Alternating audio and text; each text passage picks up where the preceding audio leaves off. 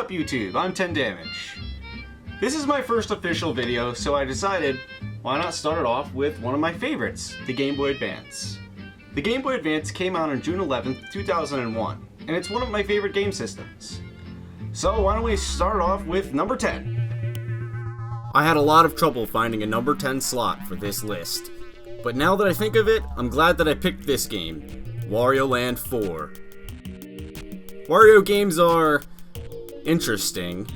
This game has moments that are just kind of creepy, and it throws you off because it's an E-rated game. I remember this strange baby tomato thing when I was younger. It's an easy boss, but don't piss it off or... It reminds me of that scene from Lord of the Rings where Bilbo starts freaking out over the ring. Yeah, this boss is nightmare fuel. Aside from the disturbing elements of this game, it makes for a great platformer. The sound effects are appealing, the music fits in with each stage. Wario controls very well, and the different abilities offer a lot of variety to the game. I know this game is kind of weird, but I think that's why I really like it. Yeah, good job, Wario. Number 9. Mega Man Battle Network. This game has too many damn sequels. The game takes place both in the physical world, where you play as a young boy named Lan, and a virtual world, where you play as, you guessed it, Mega Man. Lan uses Mega Man to jack in to electronic objects in the physical world, where Mega Man rids the internet of pesky criminals and viruses. The battle system in this game is unusual. It blends a card game with a fast-paced, real-time tactical game. It plays out on a 3x6 tiled board. In battle, you control Mega Man to navigate the tiles and use battle chips to delete the enemies on the other side of the board. After a battle, you get a reward based on how quickly you delete your enemies, which gives you some incentive to try to learn the pattern of every enemy. It gets pretty challenging too. The prize for each battle is normally a new battle chip or Zenny. Nice. This game's battle scenes, coupled with the story, will have you playing much longer than you ever expected. While this game is a bit of a step away from traditional Mega Man games, I definitely recommend it to any Mega Man fan out there. And hey, if you do like it, then there's enough sequels there to keep you busy at least. Number 8. Pokemon Emerald. Imagine a game where there's 386 different characters you could choose from. Well, that's Pokemon Emerald for you. As of recently, we have almost double that amount, at a whopping 721 different Pokemon you can catch and train. The goal of any Pokemon game is to become a Pokemon Master by getting all the gym badges, defeating the Elite Four, and maybe even save the balance of the world in the process. You can even go about catching all of the Pokemon if you desire, but it isn't required to beat the game. Pokemon games are a blend of relaxing scenery and exploration, with intense Pokemon battles. Nintendo doesn't really make portable consoles without a top-selling Pokemon RPG. They're called Pocket Monsters for a reason. You should use the potion. I think you should gonna take 10 damage. Number 7. I enjoy me a Kirby game. Seriously, I have so many of them, and they're all good. Kirby's Nightmare in Dreamland is a really great game and all, but it wasn't the only Kirby game developed for the Game Boy Advance. That's where Kirby and the Amazing Mirror comes in. This game is in no way underrated. In fact, I might even go ahead and say, it's amazing. Imagine a Kirby game with a non-linear path. Like Castlevania, except with cute Kirby characters. Some people may judge this style critically, but I find it refreshing. That's damn good. The map to this game is vast, and it's covered in treasures. There's 9 levels, and they all intertwine with one another. Each level is pretty big, and it's very easy to get lost. The hub world makes it a lot easier to navigate in case you need to go somewhere specific. I'm sure a lot of you also enjoy playing Super Smash Bros. Seeing as how HAL Laboratory created both Kirby and Super Smash Bros., it's not hard to believe that Master and Crazy Hand are side bosses in this game. You can even copy them to get a super cool Smash ability. Just like traditional Kirby games, there's plenty of different abilities to choose from. It's always fun to see what Kirby can do. Amazing Mirror is innovative for a Kirby game, and I really hope that HAL Laboratory makes more games just like it. Number 6. The Legend of Zelda, the Minish Cap. This is a game that I didn't have when I was younger.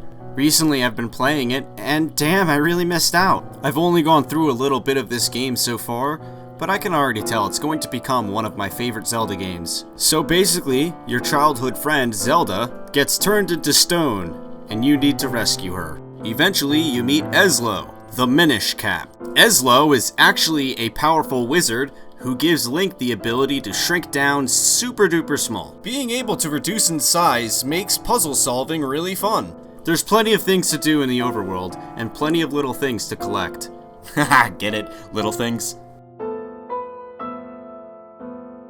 Anyways, I love the characters in this story, and I also really like the narrative. Fun fact, this game was also produced by Capcom. I was actually really surprised. I didn't think Capcom ever worked on a Zelda game. You know what? This game is awesome. I'm definitely gonna have to finish this at some point. Maybe after a nap or something.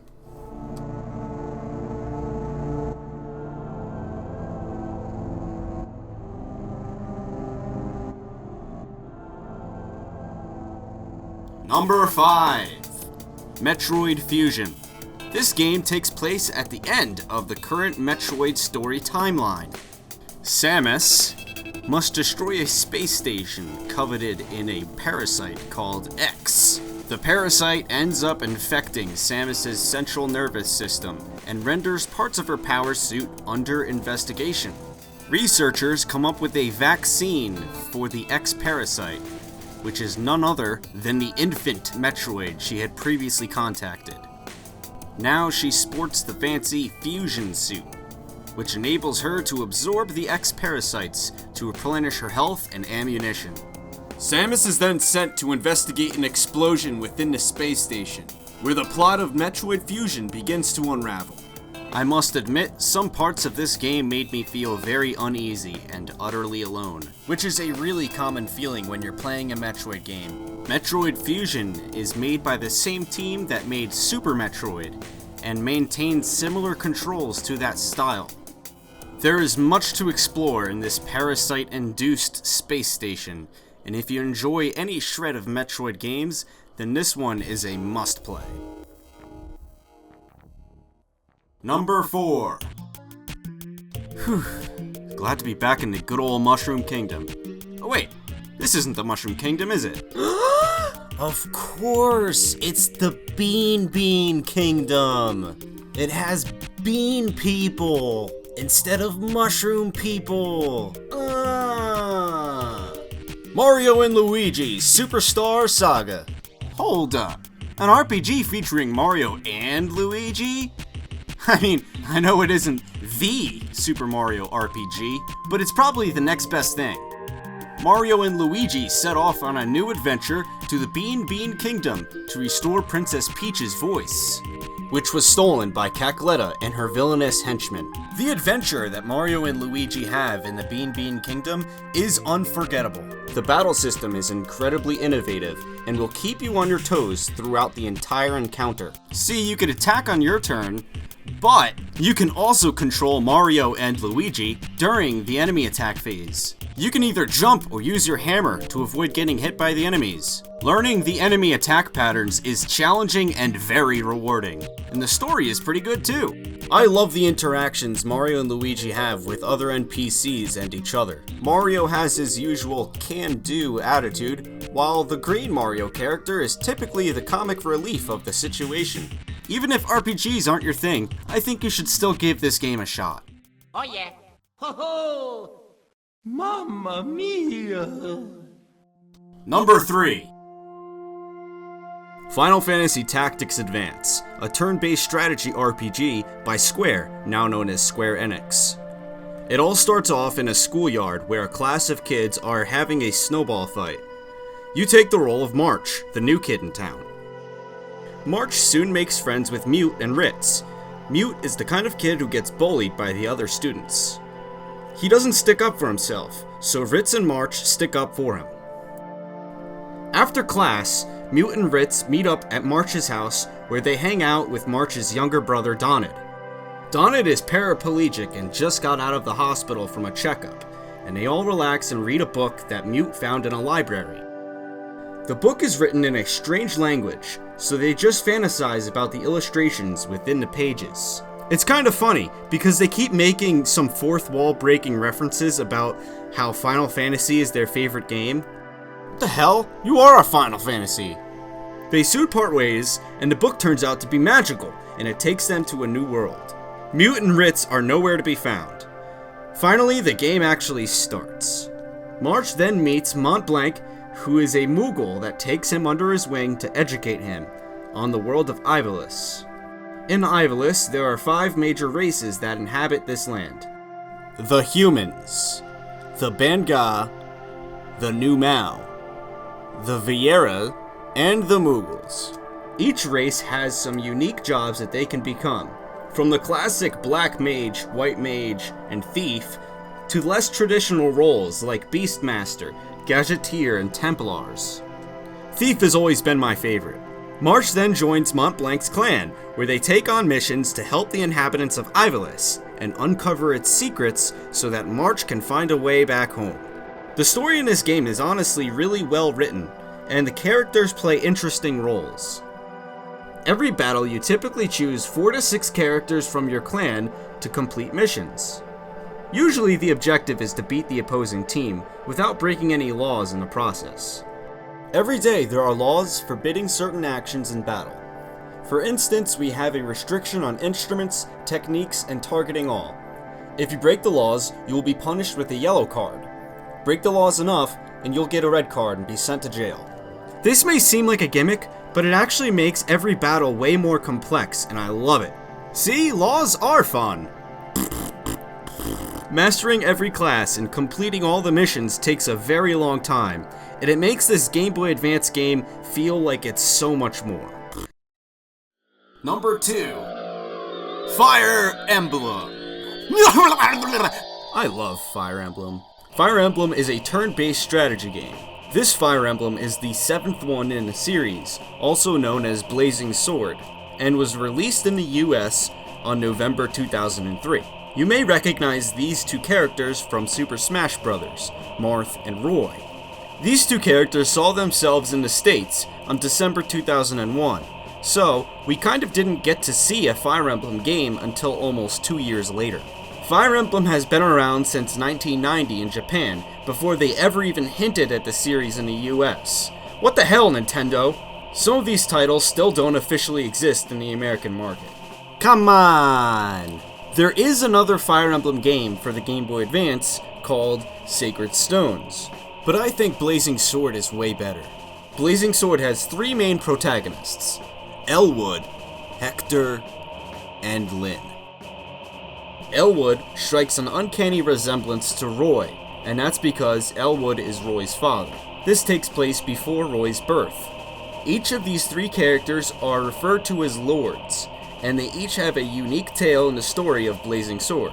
Lyn is thought to be the sole survivor of her tribe, the Lorca, until she learns of her grandfather, Lord Hawson, who is the Marquess of Kalen. Lyn's goal from then on is to meet her long-lost relative.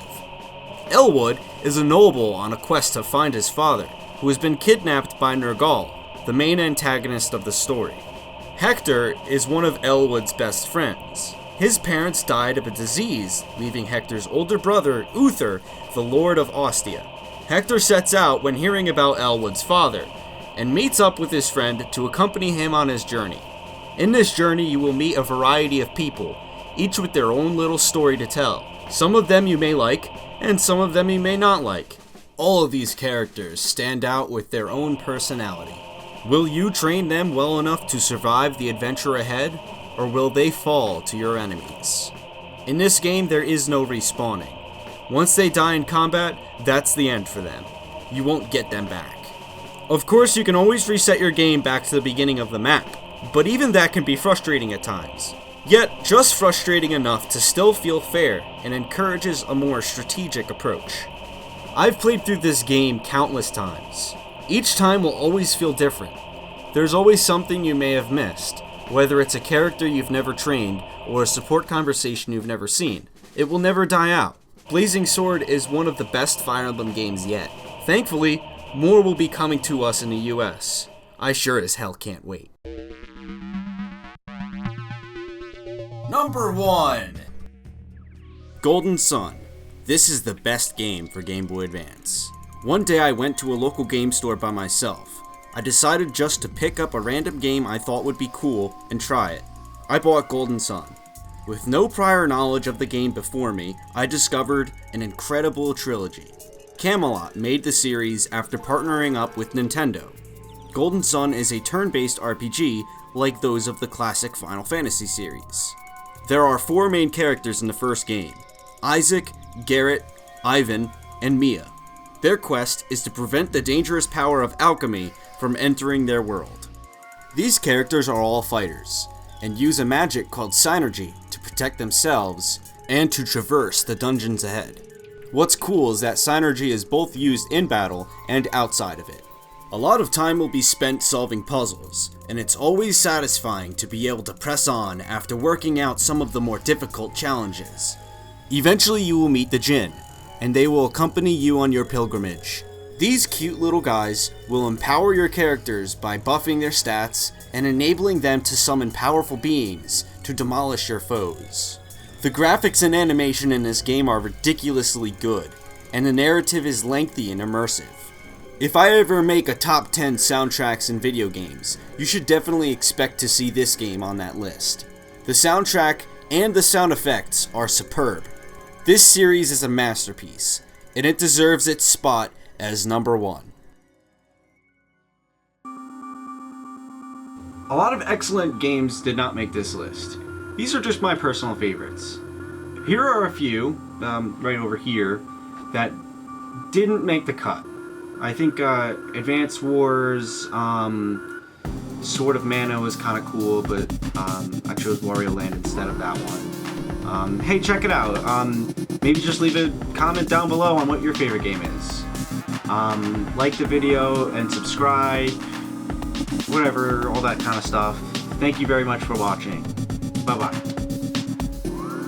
Hold on, it's other stuff time. I have a link in the description for my Twitter and probably some other stuff. I don't have any videos yet, so click here and watch it again. Very convenient. If you have any suggestions for me, for any other kinds of videos you have in mind, let me know. Hope you enjoyed watching. See you soon.